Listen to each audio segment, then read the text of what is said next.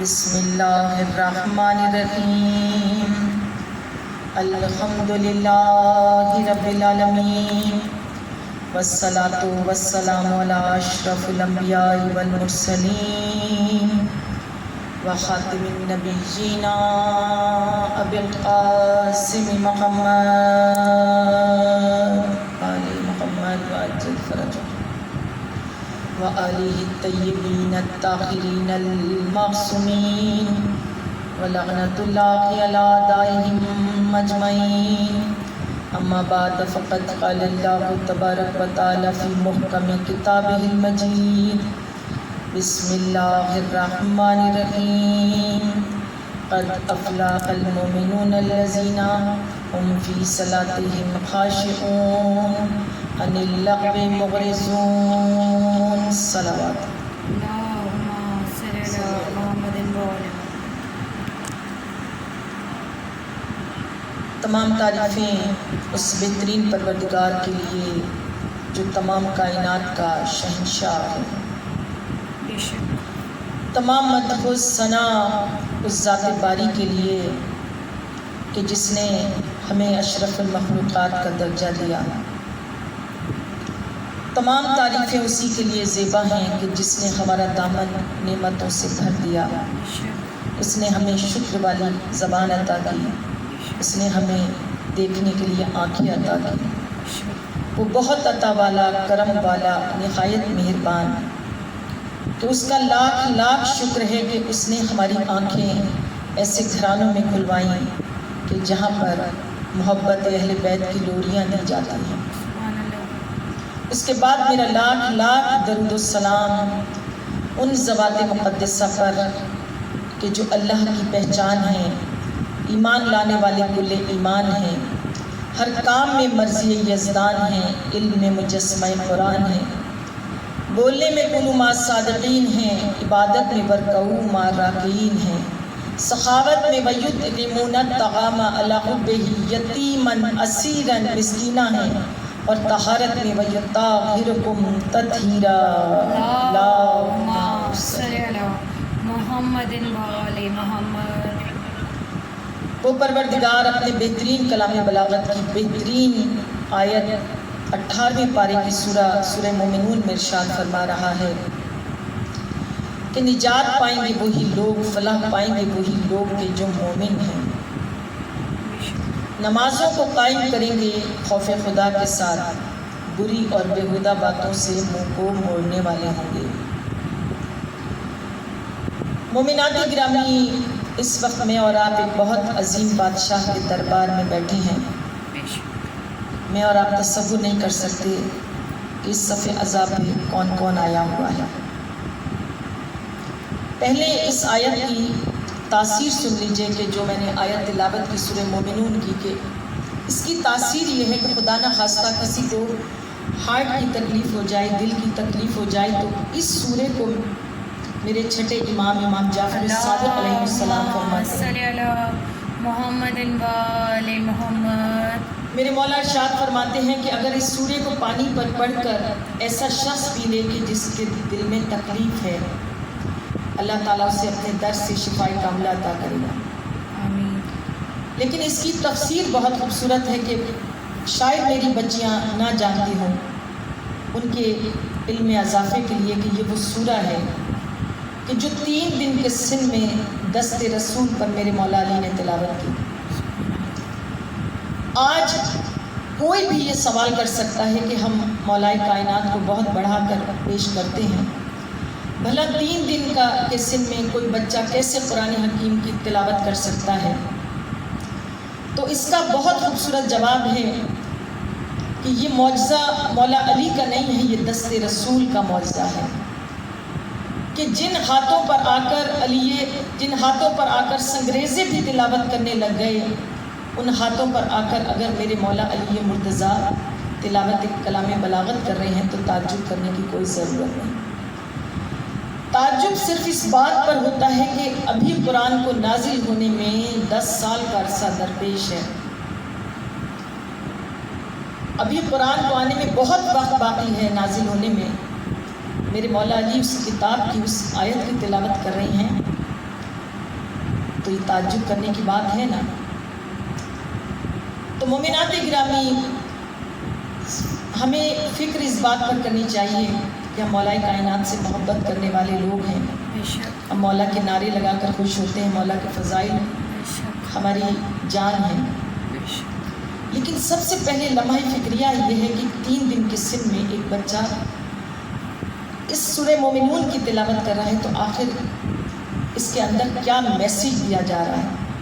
میں ہمیشہ کہا کرتی ہوں اپنے سننے والوں سے، میں کہتی ہوں کہ دیکھیے ہماری بڑی خوش نصیبی ہے کہ ہم مولا سے محبت کرنے والے ہیں، لیکن در حقیقت ہماری خوش نصیبی اس وقت ہوگی کہ جب مولا کائنات روز محشر بڑھ کے کہیں گے کہ یہ ہمارے ہیں، یہ میرے چاہنے والے ہیں۔ تو اس لیے سورہ مومنون کو جب آپ اپنے گھروں میں جائیے تو ایک مرتبہ اس کا ترجمہ پڑھیے گا۔ میں نے 3 آیات تلاوت کی۔ پہلی آیت کہ مولا دست رسول پر فرما رہے ہیں کہ نجات پائیں گے وہی لوگ کہ جو مومن ہیں۔ مومنات گرامی، امام نے کہا کہ صرف ایمان لانا کافی نہیں، میرے مومن کیسے ہونے چاہیے۔ اب میں آپ کا سنا ہوا خوبصورت واقعہ جو مومن کے لیے میرے مولا نے ارشاد فرمایا کہ چاہنے والے نے مولا سے کہا کہ مولا ایک مومن کو کیسا ہونا چاہیے۔ مولا نے دیوار کی طرف اشارہ کر کے کہا کہ ایک مومن کو ایسا ہونا چاہیے کہ وہ اس دیوار کو حکم دے تو وہ سونے کی ہو جائے۔ ایک مرتبہ اس صحابی نے پکار کے کہا کہ مولا وہ دیوار تو سونے کی ہو گئی، آپ نے تو حکم بھی نہیں دیا تو دیوار سونے کی ہو گئی۔ تو ایک مرتبہ میرے امام نے مسکرا کر کہا کہ یہ مومن اور امیر المومنین کا فرق ہے۔ کہا کہ مومن حکم دے تو ہو جائے اور امیر المومنین جو ہے نا وہ صرف اشارہ کر دے تو ہو جائے۔ سبحان اللہ، یہ شان ہے میرے مولا کی۔ پھر میرے امام نے کہا کہ میرے مومن صرف ایمان لانا کافی نہیں ہے، میرے مومن کی دوسری صفت یہ ہو کہ وہ نمازوں کو قائم کریں خوف خدا کے ساتھ۔ مومنات گرامی، بس مجھے اور آپ کو یہ سوچنا ہے کہ ہمارا امام کون ہے اور کیا ہے۔ میرا امام کی جو مصلی عبادت پر بیٹھتا ہے نا تو دیکھنے والے سوال کرتے ہیں کہ مولا آپ خدا کی ایسی عبادت کر رہے ہیں جیسے آپ خدا کو دیکھ رہے ہیں۔ سبحان اللہ، تو میرے امام نے کہا کہ ہاں علی اس پروردگار کی اس رب کی عبادت ہی نہیں کرتا جس کو وہ دیکھتا نہ ہو۔ تو کہا مولا اپنے خدا کو کیسا پایا؟ میرے امام نے کہا کہ میں نے تم اپنی ظاہری آنکھوں سے اس پروردگار کو دیکھتے ہو، میں اپنے دل کی آنکھوں سے اس پروردگار کو دیکھتا ہوں۔ جس کا امام ایسا ہو کہ خدا کی قسم، جس کا امام ایسا ہو کہ عبادت کی تو چہرے کو دیکھنا عبادت بن گیا، دعائیں مانگی تو ہمیں فلسفہ دعا سمجھا دیا، جنہوں نے سخاوت دکھائی تو ایسی سخاوت دکھائی کہ آج بھی فقیر ان کے نام پہ مانگ کے خوشی محسوس کرتے ہیں، بے شک، جنہوں نے شجاعت دکھائی تو ایسی شجاعت دکھائی کہ آج بھی مرد میدان ان کا نعرہ لگا کے نکلتے ہیں، جنہوں نے تجارت دکھائی تو ایک دن جناب میسا میں یا علی، ایک دن جناب میسا میں تمار کی دکان پہ بیٹھے اور قیامت تک کے لیے ان کو زندہ جاوید کر دیا۔ تو میرا اور آپ کا امام ایسا ہے، خدا کی قسم 1000 بار شکر ادا کیا کیجئے کہ ہمارا امام بت پرست نہیں ہے، ہمارا امام بت شکن ہے۔ ہمارے امام میں ہی تو جلوہ پروردگار نظر آتا ہے، عکس قرآن نظر آتا ہے۔ تو سوچئے کہ جس کا امام ایسا ہو اس کے مومنوں کو کیسا ہونا چاہیے۔ اس کے بعد تیسری بات امام علی مقام نے کہا کہ میرے مومن وہ ہوں گے کہ جو بری اور بیہودہ باتوں سے منہ کو موڑنے والے ہوں گے۔ مومنات گرامی، اب اس بات کی میں پوری تشریح نہیں کر سکتی کہ بری اور بیہودہ باتیں کون کون سی ہیں کہ جن سے ہمیں گریز کرنا ہے۔ یہ میں نے 3 آیات تلاوت کی تھی اور تینوں کے مطالب میں نے بیان کر دیے، لیکن میں ایک حدیث رسول ضرور یہاں پر بیان کروں گی کہ جس سے آپ کو پتہ چلے کہ مومن کیسا ہوتا ہے۔ خدا مجھے اور آپ کو توفیق عطا فرمائے کہ ہم ان کے اقوال پر، ان کے کردار پر عمل پیرا ہو سکیں، ان کی پیروی کر سکیں۔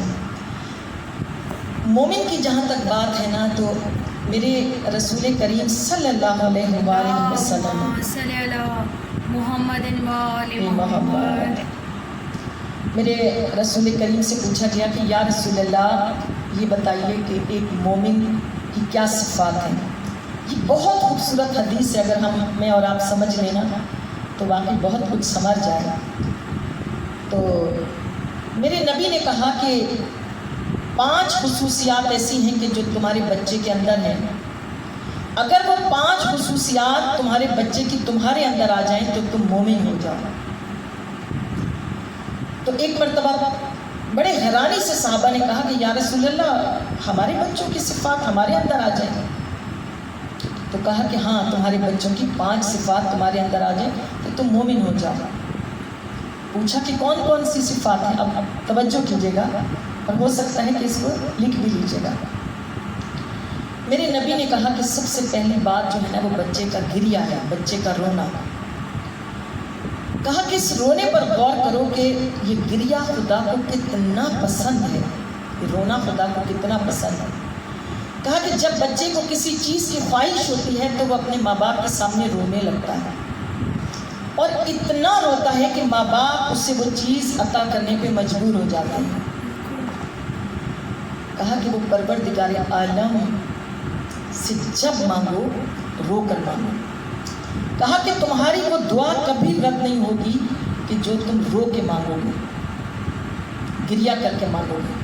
اور مجھے اور آپ کو بڑی اچھی طرح پتہ ہے کہ جس دعا میں ہمارے آنسو نکل آئیں تو آپ کو خود اندازہ ہو جاتا ہے، مجھے بھی اندازہ ہو جاتا ہے کہ آج کی دعا جو ہے نا، وہ میرا پروردگار رد نہیں کرے گا. ایک صحابی نے اٹھ کے کہا کہ یا رسول اللہ، ہمیں تو رونا ہی نہیں آتا، خاص طور پہ مصلی عبادت پہ تو رونا ہی نہیں آتا. تو میرے نبی نے، اتنے کریم نبی نے فرمایا کہ رونا کس بات پہ آتا ہے؟ کہا کہ یا رسول اللہ، جب اپنی دکھوں کو یاد کرتے ہیں، اپنے غم یاد آتے ہیں تو رونا آتا ہے، لیکن اللہ کی بارگاہ میں رونا نہیں آتا.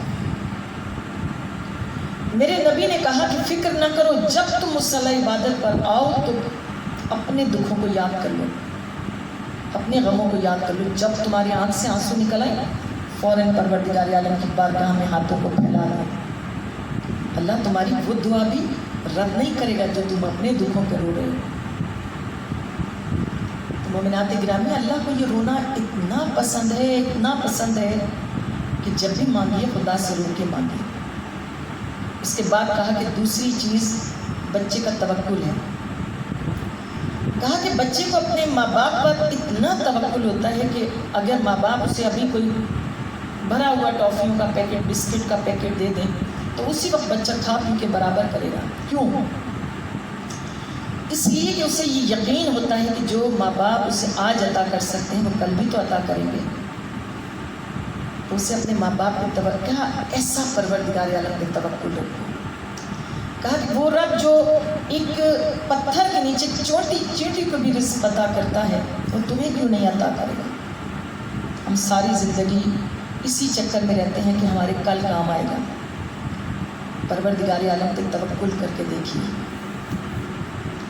تیسری چیز ہے تکبر. کہا کہ بچے کے اندر تکبر نہیں ہوتا. کہا کہ بچے کے سامنے امیر اور غریب کے بچے ہوں، وہ کبھی یہ نہیں سوچتا کہ میں بڑے اعلیٰ خاندان سے ہوں. ان دونوں بچوں کے ساتھ مل کے کھیلتا ہے. جبکہ ہم ساری زندگی یہ سوچ کے تکبر میں مبتلا رہتے ہیں کہ نہیں، چھوٹے لوگ اور بڑے لوگ، امیر لوگ، غریب لوگ، اسی چکر میں ہماری زندگی گزر جاتی ہے. اور یہ تکبر جو ہے نا، یہ اللہ کی سب سے ناپسندیدہ صفت ہے. خدا بند عالم نے تو انسان کو ایک جیسا پیدا کیا ہے. اللہ نے ہمیں بنایا بھی ایک جیسا، اور جب اٹھائے گا تو جب بھی ہمیں ایک جیسی مقام عطا کرے گا. اس کے بعد کہا تیسری چیز ہے حسد. کہا بچے کے اندر حسد نہیں ہوتا، بچے کے اندر حسد نہیں ہوتا. کہا کہ وہ کسی بچے سے حسد نہیں کرتا، اس میں کینہ نہیں ہوتا. کہا کہ بچہ ابھی کسی سے لڑ رہا ہے اور اس کے بعد ہم دیکھتے ہیں کہ وہ تھوڑی دیر میں وہی اسی بچے کے گلے میں باہیں ڈالے کھڑا ہے. کہا اس کے اندر کینہ نہیں ہوتا. اب اپنے دل کا جائزہ لیجیے. میں اپنی بات کرنا چاہتی ہوں کہ کسی کے لیے اتنا سا بھی دل میں بال پڑ جائے، میل آ جائے، کتنے دن گزر جاتے ہیں ہماری انا ہمیں جس بات کی اجازت نہیں دیتی کہ ہم اس سے صحیح طرح سے بات کر سکیں. کہ بس یہ صفت تم اپنے اندر پیدا کر لو تو تم مومن ہو جاؤ. اور پانچویں چیز کیا ہے؟ 5ویں چیز یہ ہے کہ کہا کہ بچے کو دیکھو کہ بچے مٹی میں گھر بناتے ہیں. آپ نے دیکھا ہے نا سمندر کے بچے اپنے مٹی پہ پیروں سے مٹی کے گھر بناتے ہیں, گھر تعمیر کرتے ہیں. کہا کہ جب وہ مٹی میں کھیل کے گھر بنا لیتے ہیں, اس کے بعد وہ کھڑے ہو کر اسی گھر کو اپنے پیروں سے لات مار کے توڑ دیتے ہیں. کہا وہ ہمیں سبق دے رہے ہوتے ہیں کہ دنیا ایسی جگہ ہے, دنیا کھیل تماشے کی جگہ ہے, اسی طرح لات مار کے توڑ دیتے ہیں. میرے رسول نے کہا کہ میرا مومن وہ ہے کہ جس کے اندر 7 صفات ہونی چاہیے, 7 صفات ہونی چاہیے. کہا کہ 7 لوگوں کے مومنوں کے اندر 7 صفات ہونی چاہیے. کہا کہ سب سے پہلی چیز کہ وہ اپنی نمازوں کو ادا کرے اول وقت کے ساتھ. کہا کہ ہمارے ساتھ یہی چیزیں قبر میں جائیں گی, 5 نمازیں ہماری عبادات ہمارے ساتھ ہماری قبر میں جائیں گی. اس کے بعد کہا کہ تمہارا اخلاق جو ہے وہ تمہارے ساتھ تمہاری قبر میں جائے گا. اور پھر کہا کہ قیامت کے دن میرا دست راست وہ ہوگا کہ جو اخلاق کے بلند ترین مرتبے پر فائز ہوگا. مومنات گرامی, اس کائنات میں صرف اخلاق کی اہمیت ہے. نہ مجھے آپ 1 روپیہ دے سکتے ہیں, نہ میں آپ کو کچھ دے سکتی ہوں. میں آپ کو کیا دے سکتی ہوں؟ ایک اچھی اور میٹھی زبان. ایک بہت چھوٹی میں آسان بات کروں گی کہ آپ دیکھیے کہ کبھی اس دکاندار کے پاس دوبارہ جانا پسند نہیں کرتے جو بدتمیز ہو, جو بد زبان ہے. ہمیشہ ایسے گھر میں آپ کو جا کے خوشی محسوس ہوتی ہے کہ جس کی صاحب خانہ جو ہے وہ خوش مزاج ہو, اس کی میٹھی زبان ہے. پتہ چلا کہ اخلاق کی ہماری زندگی میں کیا اہمیت ہے. پھر کہا کہ صلہ رحمی, کہا کہ صلہ رحمی تمہارے ساتھ تمہاری قبر میں جائے گی کہ تم نے اپنے غریب رشتہ داروں کے ساتھ کیا سلوک کیا, تم نے اپنے بہن بھائیوں کے ساتھ کیا سلوک کیا. کہا یہ اس کا سوال بڑا کڑا ہے.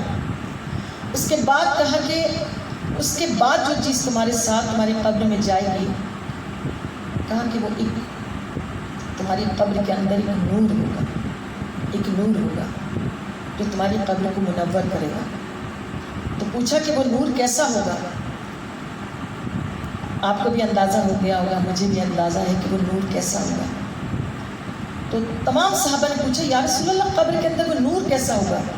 تو آپ نے کہا کہ قسم ہے اس پروردگار کی جس کے قبضے میں میری جان ہے, وہ ہماری محبت کا نور ہوگا, وہ ولایت علی کا نور ہوگا, وہ محبت فاطمہ کا نور ہوگا, وہ حسن حسین کی محبت کا نور ہوگا. پتہ چلا کہ ان کی محبت ہماری زندگی میں کیا معنی رکھتی ہے. آپ کو وہ واقعہ یاد ہوگا نا جب ایک شخص نے مولا سے کہا تھا, میرے چھٹے امام جعفر الصادق علیہ السلام صلی اللہ محمد وآل محمد, میرے مولا سے کہا تھا نا, مولا میں بہت غریب ہوں, میری مدد کیجیے, میری مدد کیجیے. تو مولا نے کہا تھا تیرے پاس تو بہت بڑا خزانہ ہے. جس کو وقت کا امام یہ کہہ دے کہ تمہارے پاس تو بہت بڑا خزانہ ہے, تو کہتے ہیں مولا میرے پاس کچھ نہیں ہے. مولا نے کہا نہیں, تمہارے پاس خزانہ ہے. کہا مولا اگر خزانہ ہوتا تو میں آپ سے کیوں کچھ مانگتا. میرے امام نے مسکرا کر اس سے کہا کہ ارے تیرے دل کے اندر یہ جو محبت اہل بیت کا خزانہ ہے نا,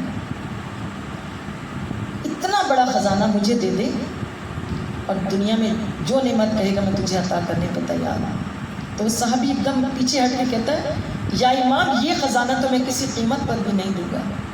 تو میرے امام نے کہا جا جا, کہا جس کے پاس محبت اہل بیت کا خزانہ ہو اس کو کبھی غربت کی شکایت نہیں کرنی چاہیے, اس کو بلکہ کوئی بھی شکایت نہیں کرنی چاہیے.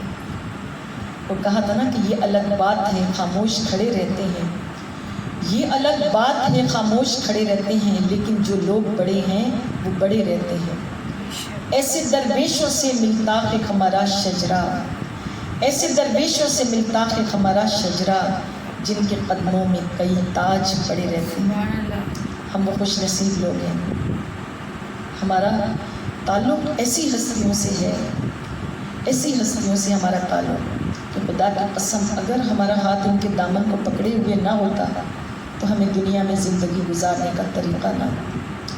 جہاں تک محبت اور عشق کی بات ہے, تو میرا دل چاہتا ہے کبھی میں اس لذت کو محسوس کر سکوں جو ان کے عشق میں مجھے ملتی ہے، جو ان کی محبت میں ہے۔ مجھے حجر بن عدی کا وہ عشق یاد آتا ہے۔ میرا دل چاہتا ہے کہ میں حجر ابن عدی سے پوچھوں کہ آپ صحابی امام ہیں، یہ بتائیے کہ آپ ان کی محبت میں آپ نے ٹکڑے ٹکڑے ہونا گوارا کر لیا، تو یہ بتائیے کہ اس محبت کا مزہ کیسا پایا؟ خدا آپ کو مسجد کوفہ دکھائے جہاں جناب میثم تمار کھڑے ہیں مولا سے۔ تو لوگوں نے کہا تھا نا جناب میثم تمار سے کہ یہاں کیوں کھڑے ہوتے ہیں، نماز کے ٹائم یہاں کے کھڑے کیوں ہو جاتے ہیں؟ ایک مرتبہ کہتے ہیں کہ میں 2 مرتبہ عبادت کرتا ہوں۔ کہا کہ جب میرا امام یہاں سے گزرتا ہے اس وقت میں اپنے امام کے چہرہ دیکھ کر عبادت کرتا ہوں، اور جب میرا امام مسجد سے واپس آتا ہے تو اس وقت میں دوسری مرتبہ اپنے امام کا چہرہ دیکھ کے عبادت کرتا ہوں۔ میرا دل چاہتا ہے میں جناب میثم تمار سے پوچھوں کہ یا اے جناب میثم تمار، آپ کو سولی پر لٹکایا گیا اور اس وقت ظالم کہہ رہا تھا، آپ کے جسم کا ذرہ ذرہ علی علی پکار رہا تھا، آپ کے جسم کا ذرہ ذرہ علی علی پکارا تھا، وہ ظالم کہہ رہا تھا کہ خاموش ہو جاؤ، تمہاری بدھی سے زبان کھینچ لوں گا۔ تو وہ کہتے اس نے فوراً جناب میثم تمار نے کہا تھا، ہاں میرے آقا نے صحیح کہا تھا، میرے آقا نے صحیح کہا تھا، کہا تھا میں تمہارے امام کے قول کو جھوٹا ثابت کروں گا۔ اس نے یہی تو کہا تھا کہ میرے امام کو تو کیسے جھوٹا ثابت کرے گا جس میں اکثر پروردگار نظر آتا ہے، جس میں اکثر قرآن نظر آتا ہے، جو مظہر اور صافر خدا ہے۔ اتنا قصیدہ پڑھا، اتنا مولا کا قصیدہ پڑھا کہ آپ یہ دیکھیے کہ جناب میثم تمار کی کس طرح سے زبان کو کاٹا گیا۔ میرے مولا کا تو ہر قول صحیح ثابت ہو گیا۔ تو پتہ چلا یہ محبت اہل بیت کیا معنی رکھتی ہے، یہ محبت امام کیا معنی رہا۔ اللہ تعالیٰ سے دعا کیجیے کہ پروردگار ہم مرے تو اسی ذکر کے ساتھ مریں، اسی محبت کے ساتھ مریں، جئیں تو اپنے مولا سے محبت کرتے ہوئے جئیں۔ مومنات گرامی، ایک چھوٹا سا واقعہ میں بیان کرنا چاہتی ہوں، اس کے بعد میں مسائل کی طرف آؤں گی۔ جب محبت کی بات آئی نا، میں نے ایسے ایسے لوگوں کے واقعات دیکھے جن سے مجھے اللہ، جس کو دیکھ کر مجھے فکر ہوتی ہے، مجھے سبق ملتا ہے کہ پروردگار ہمیں بھی ایسی محبت عطا کرتے، ہمیں بھی ایسے امام چاہیں۔ آپ یہ دیکھیے کہ حضرت امام رضا علیہ السلام کے روضے کے اندر جو پھول لگے ہیں، بابا بلند صلوات اللہم صلی علی محمد و آل محمد۔ میری خوش نصیبی ہے کہ میں نوروز میں نے مولا کے روزے پہ کیا تھا۔ میں نے وہ منظر میں زندگی بھر کبھی بھول نہیں سکتی کہ میرے مولا کے روزے کو کس طرح سے پھولوں سے سجایا گیا تھا، ہر قسم کا پھول جو تھا مولا کے روزے پہ تھا۔ تو مولا کے روزے کی ان پودوں کی اور پھولوں کی دیکھ بھال کے لیے مالی کو مقرر کیا گیا۔ مالی کو جب مقرر کیا گیا تو وہ مالی اتنا محب اہل بیت تھا کہ یہ واقعہ اس کی محبت میں لکھا گیا، کہا کہ اتنا زیادہ کہ وہ امام کے روزے کے ایک پتے کو محبت سے صاف کرتا، ایک پھول کی نگہبانی کرتا، سارا دن میرے مولا کے روزے کے پھولوں کی، پتوں کی دیکھ بھال کرتا رہتا، اور جب اپنی ڈیوٹی سے فارغ ہو جاتا وہ مولا کے روزے کے سامنے بیٹھ کر نہ جانے کیا کیا دعائیں کرتا، کیا کیا مناجات پڑھا کرتا۔ لوگ کہتے ہیں کہ اس کے چہرے کے اوپر آنسوؤں کی ایک لڑی جاری رہتی تھی۔ آپ کو پتہ ہے امام کو یہ رونا کتنا پسند ہے؟ جس طرح خدا کو رونا پسند ہے، اس طرح میری امام کو بھی رونا پسند ہے۔ وہ کہتے کہ وہ اتنا رویا کرتا تھا اور پھر عالموں کی صحبت میں بیٹھتا تھا، اور اس کے علاوہ اس کے بارے میں لکھا کہ اتنا وہ ان ہستیوں کی پیروی کرتا تھا کہ اول وقت نماز ادا کرتا، اتنا متقی پرہیزگار کہ کہتے کوئی دن ایسا نہیں جاتا تھا کہ وہ ایمانداری سے اپنی ڈیوٹی نہ ادا کرتا تھا۔ اکثر دوستوں سے ایک بات کہا کرتا تھا، بڑی آہ بھر کے ایک بات کہا کرتا تھا، کہتا تھا کاش میرے پاس اتنا ہوتا کہ میں مولا کے حرم کا ایک ٹکڑا خریدتا، زمین کا ایک ٹکڑا خریدتا اور میری قبر اس مقام پہ بنتی۔ عزادارو، شاید ہمارے دلوں میں یہ تمنا پتہ نہیں ہے کہ نہیں، کہ ہماری قبر بھی اپنے مولا کے حرم میں بنے، لیکن وہ کہتا تھا کہ کاش میرے پاس اتنا ہوتا۔ اکثر چھٹی کے دن بھی وہ امام کے روضے میں پایا جاتا تھا۔ دوست اس کے کہتے کہ بھائی کہیں اور بھی گھومنے چلے جایا کرو، ہر وقت امام کے روضے پہ رہتے۔ تو وہ حیرانی سے ان کا چہرہ دیکھ کر کہتا کہ مجھے بتاؤ کہ تم گھومنے کی بات کرتے ہو، اس سے زیادہ خوبصورت مقام کون سا ہے؟ اس سے زیادہ اچھی جگہ دنیا میں کوئی ہے تو مجھے بتاؤ۔ میرے لیے تو یہ حرم جو ہے نا وہ کائنات کی سب سے بڑی جنت ہے، اس سے بڑی جگہ کیا ہوگی، بہترین جگہ۔ اب پھر ایک وقت آیا کہ کل نفس ذائقۃ الموت، اس کی موت اس کا انتقال ہو گیا۔ اس کا جنازہ امام رضا کے روضے میں لے کر آیا گیا۔ آپ کو شاید آپ لوگوں کی آنکھوں نے منظر دیکھا ہے، لیکن میں نے ہر منظر دیکھا۔ امام رضا کے روضے پہ جب جنازہ لایا جاتا ہے نا تو آپ نے شاید منظر دیکھا ہو، لیکن میں آپ کو بتانا چاہوں گی، جنہوں نے نہیں دیکھا وہ یہ جان لیں۔ جو امام کے روضے پہ جنازہ لایا جاتا ہے نا تو وہاں جو کارپیٹ بچھے ہیں نا، اس تابوت کو اس کارپیٹ کے درمیان میں رکھا جاتا ہے، اور جو سائڈ میں لوگ کھڑے ہوتے ہیں وہ ادھر سے بھی کارپیٹ اٹھاتے ہیں اور ادھر سے بھی قالین اٹھاتے ہیں، اور اس کے بعد وہ اس جنازے کے اوپر اس قالین کو جھٹکا جاتا ہے۔ مجھے شروع میں سمجھ نہیں آئی کہ کیا ماجرا ہے، لیکن اس کے بعد مجھے احساس ہوا کہ یہ زائرین امام علی مقام کے قدموں کی خاک کا کمال ہے کہ جو اس جنازے کے اوپر ڈالی جا رہی ہے۔ اس کے بعد وہ جھٹکتے ہیں اس کارپیٹ کو، جب وہ مٹی زائرین امام حسین کی قدموں کی خاک جو ہے اس کے کفن پہ رکھی جاتی ہے، ڈل جاتی ہے، اس کے بعد وہ قالین کو سیدھا کر دیتے ہیں، پھر امام رضا کے روضے میں لے جاتے ہیں۔ اسی طرح اس کے ساتھ ہوا جب اس کو زیارت کرا کے باہر مالک کو نکالا گیا تو اس کو آخری دیدار کے لیے صحن میں رکھا گیا۔ صحن میں جب رکھا گیا تو لوگوں نے اس کا دیدار کیا تو لوگوں نے محسوس کیا کہ اس کے چہرے پر ایک عجیب نور ہے، لیکن نور کے ساتھ اس کے چہرے پہ ایسی مسکراہٹ ہے کہ جیسے یہ کوئی اپنا مقام دیکھ کے مسکرا رہا ہے، کوئی جنت دیکھ کے مسکرا رہا ہے، نہ جانے کیا جنت دیکھ رہا ہے۔ ایک مرتبہ جب اس کا جنازہ اٹھانے لگے تو لوگوں نے دیکھا کہ اس کا تابوت جو ہے وہ زمین میں چپک گیا۔ اتنی بری طرح اس کا تابوت زمین میں چپک گیا کہ ہر چند کوشش کی گئی لیکن اس کا تابوت اپنے مقام سے نہ اٹھا۔ لوگ پہلے پریشان ہو گئے، اس کے بعد بڑے بڑے علماء سے رجوع کیا گیا تو علماء بھی دیکھنے کے لیے آئے۔ اتنا بڑا مرتبہ اس نے پایا کہ وقت کے بڑے بڑے مجتہد اس کو دیکھنے کے لیے آئے۔ اس وقت انہوں نے آ کے پوچھا اس کے بیٹے سے کہ اس کی سب سے بڑی تمنا کیا تھی، تو اس کے دوستوں نے اور اس کے بیٹوں نے کہا کہ اس کی ایک ہی خواہش تھی اور اس کا ایک ہی دعا تھی کہ کاش میرے پاس اتنا ہوتا کہ میں مولا امام رضا کے زمین کا ایک ٹکڑا خریدتا، میرے پاس اتنا ہوتا اور میری قبر وہاں بنتی۔ اس کی بس یہی خواہش تھی۔ آپ جانتے ہیں اس کا مقام ہے۔ تمام علماء نے فتویٰ جاری کیا کہ یہ مولا امام رضا کا منظور نظر ہے، منظور نظر ہے۔ کہا کہ اس کو بلا قیمت اس صحن کے اندر ایک حصے میں اس کو دفنا دیا جائے، اس کی قبر بنائی جائے۔ آج آپ دیکھیں گے کہ امام رضا کے جوار کے اندر اس کی قبر کو بنایا گیا۔ تو امام ہمارے دلوں کے اندر کا حال جانتے ہیں۔ میرے مولا امام علی کا ایک قول ہے کہ تم سمجھتے ہو کہ اللہ تمہیں اوپر سے دیکھتا ہے، اللہ تمہیں اوپر سے نہیں، اللہ تمہیں اندر سے دیکھتا ہے۔ امام علی کا قول ہے۔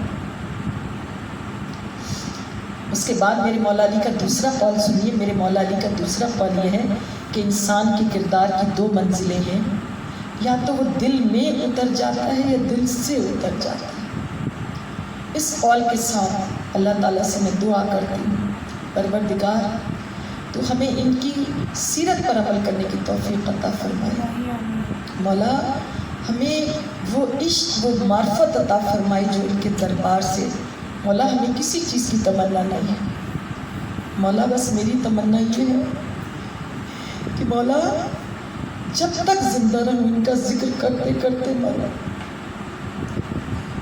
مومنات گرامی، کیا مقام ہے اس صف عزا کا جس پہ آپ بیٹھتی ہیں. میں ہمیشہ کہا کرتی ہوں کہ اپنی اس خوش نصیبی پہ ناز کیا کیجیے کہ آپ اس صف عزا پہ آ کے بیٹھتی ہیں جن پہ میری شہزادی آ کے بیٹھتی ہے، جن کا دل بھی زخمی ہے، جس کا دل جگر میں چلے. پھر میں کہوں گی کہ اگر حضرت علی اکبر کا ذکر آپ کو رلا دے، حضرت عباس کے کٹے ہوئے بازو آپ کو رونے پر مجبور کر دے، حضرت قاسم کی لاش کے ٹکڑے آپ کو سینے پر ماتم کرنے پر مجبور کر دے، حضرت علی اصغر کا گلا دیکھ کر آپ روئے بغیر رہ نہ سکے، تو اس وقت خدا کا شکر ادا کیا کیجیے کہ اللہ نے آپ کو نعمت عظمیٰ عطا کی. جانتے ہیں ناصروں کا کیا مقام ہے؟ آیت اللہ علی اکبر، سید علی اکبر آیت اللہ گزرے ہیں، انہوں نے ایک واقعہ تحریر کیا. انہوں نے کہا کہ میں آیت اللہ خمینی کے اور بڑے بڑے علماء کی مجالس پڑھا کرتا تھا. کہا میں ایران میں بڑے بڑے علماء دین کی مجالس پڑھا کرتا تھا، بہت بڑی بڑی مجلسیں پڑھا کرتا تھا. کہتے ہیں ایک دن روز عاشور مجھے مجلس پڑھنی تھی. اچانک ایک چھوٹی سی بچی آئی اور اس نے میرا ہاتھ پکڑ کے کہا کہ آپ بڑے لوگوں کی مجلس پڑھتے ہیں، آج ہماری مجلس پڑھ دیجیے. کہا کہ میں نے کہا کہ بچی میرے پاس ٹائم نہیں ہے، مجھے تو بہت ساری مجالس روز عاشور کی پڑھنی ہے. کہا کہ میں نے جو ہی منع کیا وہ بچی رونے لگی، کیونکہ ایک دم سے مجھے بچی پر ترس آیا. میں نے کہا کہ اچھا میں تمہارے یہاں مجلس پڑھوں گا، لیکن بہت تھوڑی سی مجلس پڑھوں گا، بس میں آؤں گا تو بس مسائل پڑھوں گا کیونکہ مجھے اور جگہ مجلس پڑھنی. بچی ان کی انگلی پکڑ کر کہتی کچے راستوں سے گزرتی ہوئی ایک کچے سے گھر کے اندر پہنچی جہاں پر کچھ بچے بیٹھے ہوئے تھے. آیت اللہ کہتے ہیں کہ میں نے دیکھا کہ تھوڑے سے بچے بیٹھے ہیں. کہتی میں نے ایک شعر پڑھا، تھوڑے سے 2-3 فضائل پڑھے، اس کے بعد میں نے مسائل پڑھے. کیونکہ مجھے اس قدر جلدی تھی، اتنی جلدی تھی کہ میں ایک دم سے کھڑا ہوا اور میں نے کہا بس بچوں مجھے جانا ہے، مجھے مجلس پڑھنی. تو سارے بچے انہوں نے ہاتھ پکڑ لیا اور کہا بغیر جانے لگے. اسے نے بٹھا لیا.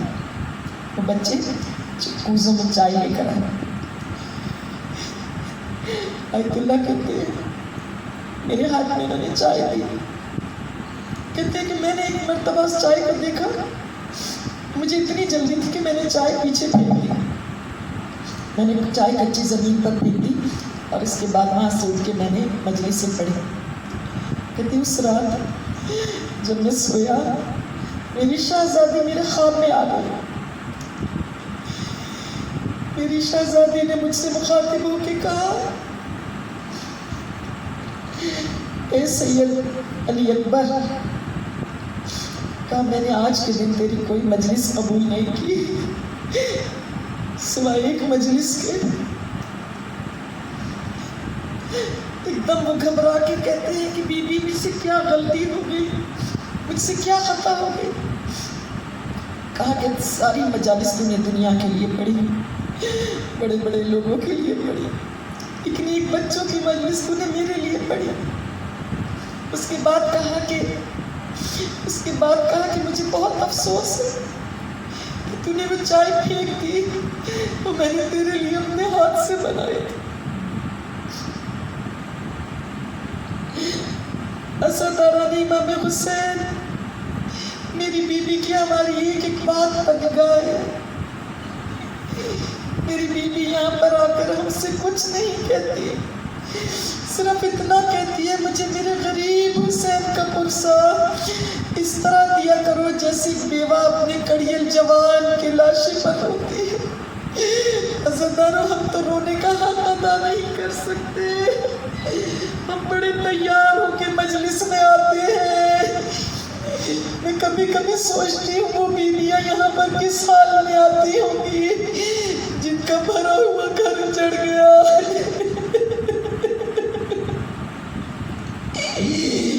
میری بیوی کی خواہش ہوتی ہے کہ میں امام حسین کے مسائل ضرور پڑھوں. آج مجھے سویم کے بارے میں معلوم مسائل پڑھنے ہیں، لیکن میں اپنے مولا کے 2 جملے کہ یزید نے شبر ملعون سے پوچھا تھا کہ یہ بتا کہ تو نے حسین کا گلا کاٹنے میں اتنی دیر کیوں لگائی؟ کیا تیرا خنجر کند تھا؟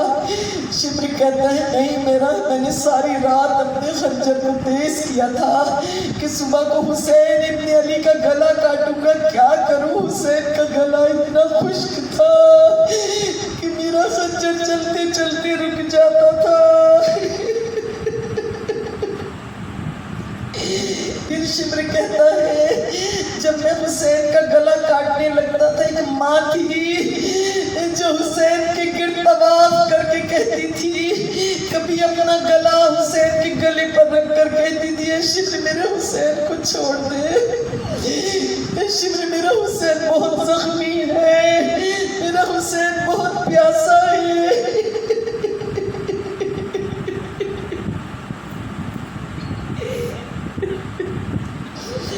خدا آپ کو وہ ٹلہ زینبیہ دکھائے جہاں ایک بہن کھڑی 70 قدم کے فاصلے پر دیکھتی رہی اور بھائی کا سر کٹ گیا، اور نو کے نیزے پر جب سوار ہوا تو تاریخ کہتی ہے کہ اہل بیت اتنی شدت سے کبھی نہیں روئے جس طرح اس وقت روئے ہیں جب سر حسین کو نیزے پر بلند کیا گیا.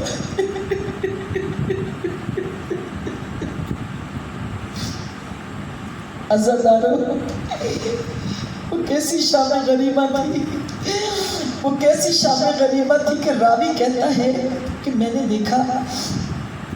دیکھا کہ شمر کے دونوں مٹھیاں بند ہیں اور ہاتھوں میں خون کے قطرے ہیں. تو میں نے پوچھا، میں نے کہا شمر تیرے ہاتھوں میں کیا ہے، مٹھیاں کیوں بند کر رکھی؟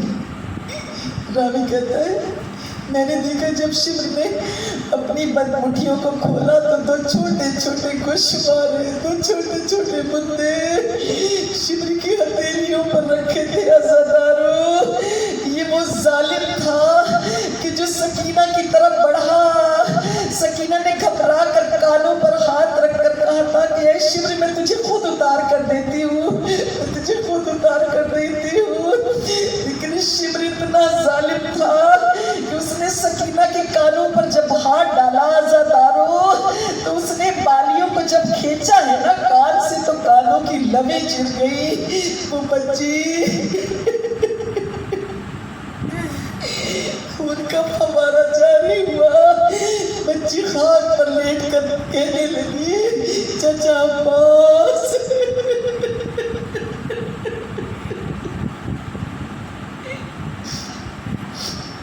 چچا عباس. عزادارو روایتیں کہتی ہے کہ ظالموں کا ایک گروہ نیزے لے کر خیموں کی طرف بڑھا. کیوں بڑھا کے سیدانیوں کی چادریں اتارا، بیویوں کی چادریں اتارا.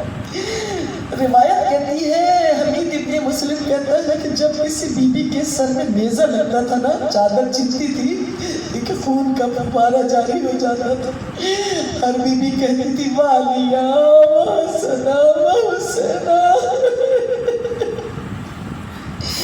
ہر بیوی نے علی کو پکارا، حسین کو پکارا، حسن کو. لیکن جب ایک نیزہ ثانیہ زہرا کے سر میں لگا، چادر چھنی، خون کا فوارہ جاری ہوا تو زینب نے کسی کو نہیں پکارا. میرے فرات کی طرف دیکھا، کہا میرے بھائی عباس.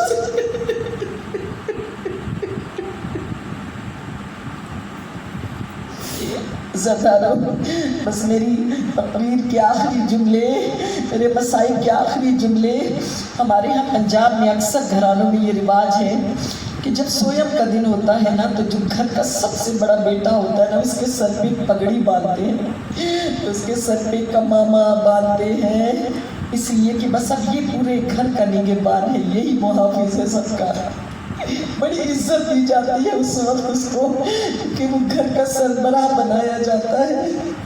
شمر نے جب میرے مولا سید سجاد کو بلوایا تو میں سوچنے لگی شاید میرے مولا کے سر پہ امامہ باندھا جائے گا، میرے مولا کو یہ عزت دی جائے گی.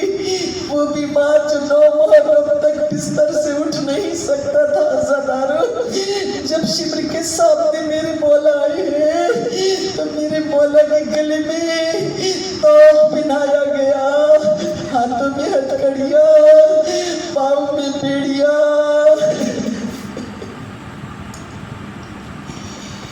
ہمارے ہاں ایک غریب کا بھی سویم ہوتا ہے، کس طرح سے غریب کا سویم منایا جاتا ہے؟ یہ کس غریب کا سویم تھا جہاں ہر بیوی کے ہاتھ پسے پشت بندے تھے؟ بیمار کس طرح سے تازیانے کھا رہا تھا؟ ہائے عزتدارو، جب میرے مولا کی نگاہ اپنے بابا کی لاشی پر پڑی تو میرے مولا نے پکار کے کہا، بابا اس سے بڑی مصیبت کیا ہوگی کہ جوان بیٹا زندہ ہو اور باپ بھی گورو کا پھل پڑا ہو۔